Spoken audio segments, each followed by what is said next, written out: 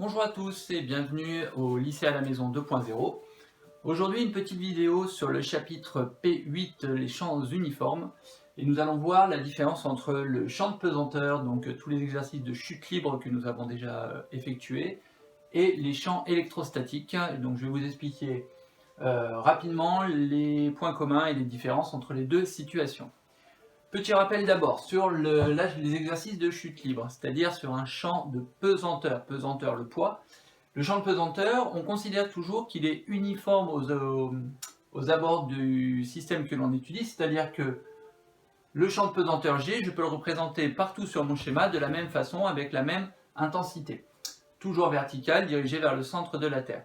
Ce qui fait que dans toute la trajectoire de mon système, ici représenté en bleu, à n'importe quel point M que je choisis, le système est soumis au champ de pesanteur. Du coup, lorsque l'on va faire la démonstration ici, on va dire que la seule force qu'il y a sur le système, c'est son poids. Vous vous rappelez la définition de la chute libre, c'est un système qui n'est soumis qu'à son propre poids. On a négligé les frottements de l'air, les frottements de roulement ou des choses comme ça qu'il pourrait y avoir. Du coup, le poids, vous connaissez sa définition, P égale mg, en vecteur. Lorsque l'on va utiliser la deuxième loi de Newton, donc ça c'est une démonstration que vous connaissez, la somme des forces extérieures qui s'appliquent sur ce système, ici il n'y aura que le poids, égale la masse multipliée par l'accélération, puisque la masse, je vous rappelle, est constante, on part du vecteur quantité de mouvement. Donc MA égale la seule force qu'on a, c'est-à-dire le poids mg, MA égale mg.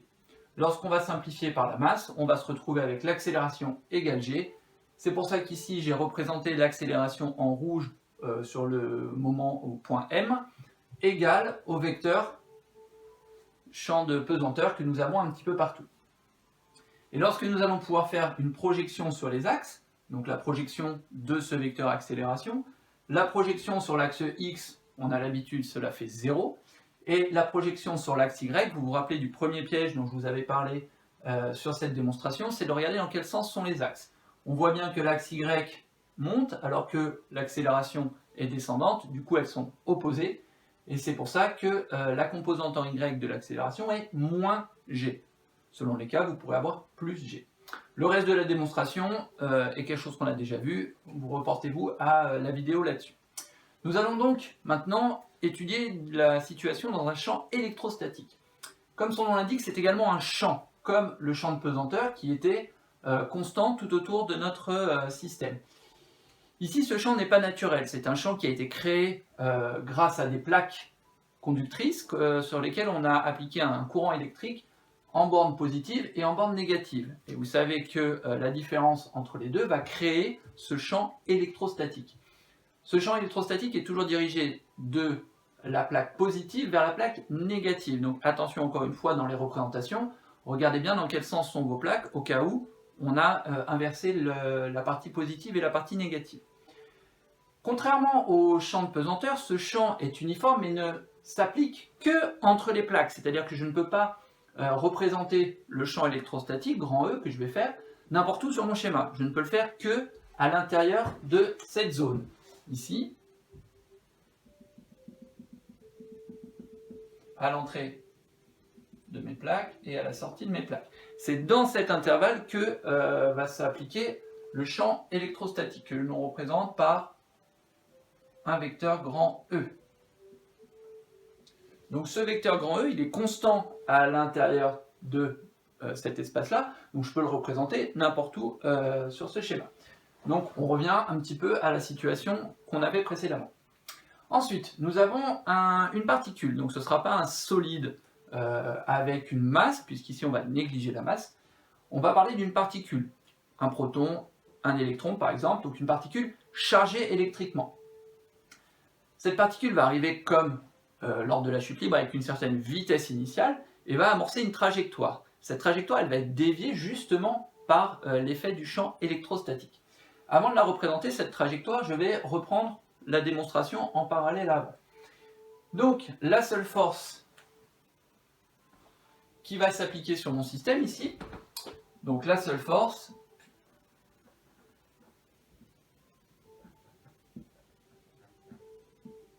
puisque j'ai négligé la masse de façon à négliger le poids, je vais n'avoir qu'une seule force, et cette force, c'est la force F, elle n'a pas de dénomination ou d'écriture particulière, c'est une force F qui va dépendre de deux choses. Elle va dépendre de la charge de ma particule ainsi que du champ. Donc on revient un petit peu comme tout à l'heure à un produit d'une constante et d'un vecteur ici. Donc la constante sera la charge de ma particule, la charge électrique Q, multipliée du coup par la valeur de mon champ électrostatique. Vous voyez le parallèle avec la situation tout à l'heure.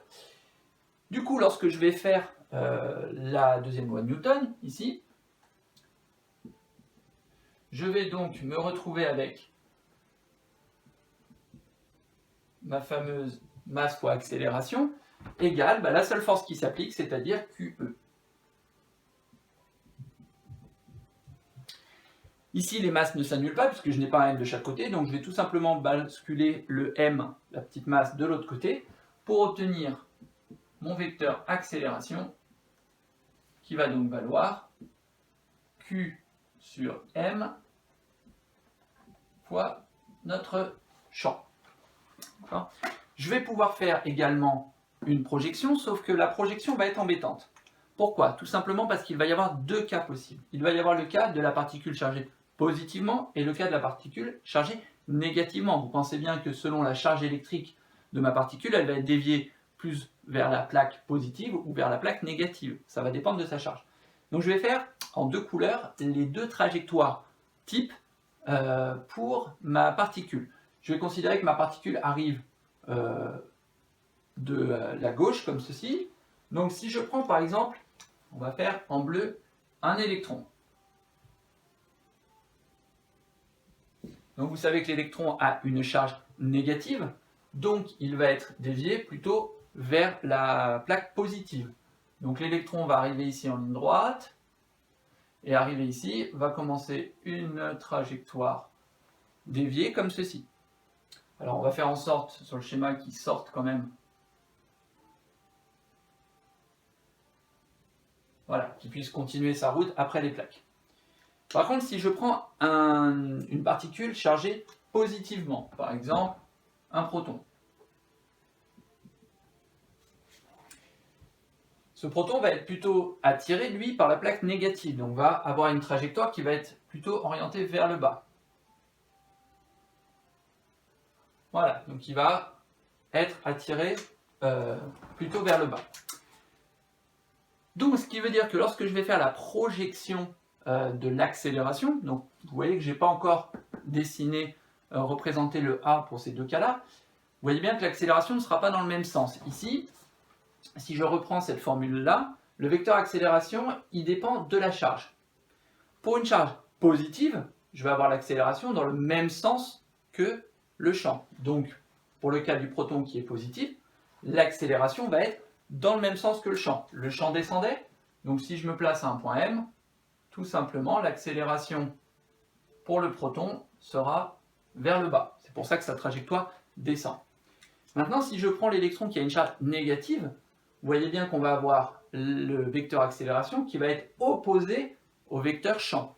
Du coup, le champ descendant, l'accélération pour l'électron va être dirigée vers le haut.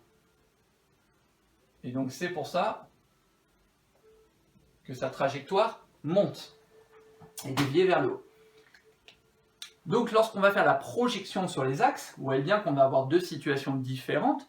Une où les deux vont être dans le même sens, une où les deux axes, enfin l'axe et l'accélération, seront opposés. On revient un petit peu à ce cas de figure-là. Donc on va faire la projection.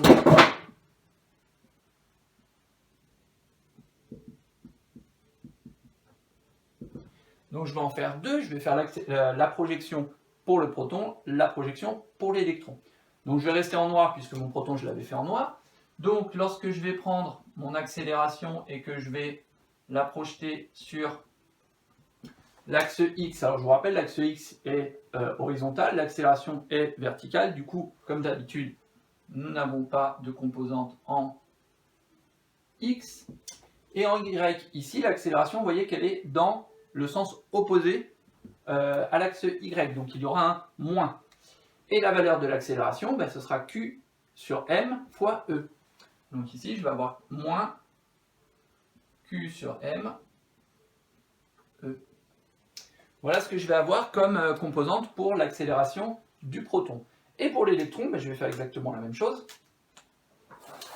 Donc cette fois-ci, l'accélération aura toujours une composante en X nulle et une composante en Y. Donc ici, on voit qu'elles sont toutes les deux, ces deux flèches, dans le même sens. Donc l'accélération que subit l'électron est dans le même sens que l'axe. Du coup, je n'aurai pas le moins et je vais avoir tout simplement Q sur M, E. Et je pourrais continuer la démonstration comme on l'a déjà fait pour la chute libre, avec la primitive qui permet d'obtenir les coordonnées de la vitesse, et reprimitive pour avoir les coordonnées de la position de ma particule au fur et à mesure du champ électrostatique. Petit détail, lorsque la particule va quitter le champ, c'est-à-dire va dépasser la fin des plaques, ne sera plus soumise au champ électrostatique, du coup la trajectoire va continuer de façon rectiligne. Donc il peut y avoir ce cas où, arrivé ici, tout simplement la particule va continuer sur sa lancée, tout droit, d'accord, puisqu'elle n'est plus soumise au champ, donc elle n'a plus cette accélération qui fait dévier sa trajectoire. Et donc ici, même chose, une déviation tout droit, d'accord. Voilà pour ce qui est de l'explication de l'application du champ électrostatique sur une particule chargée. Regardez bien le parallèle entre les deux situations. Beaucoup de choses communes, hormis le fait que les masses ici ne s'annulent pas et qu'on va se retrouver avec un ratio Q sur M. Voilà. J'espère que ça vous va. Bon travail, bon courage et portez-vous bien.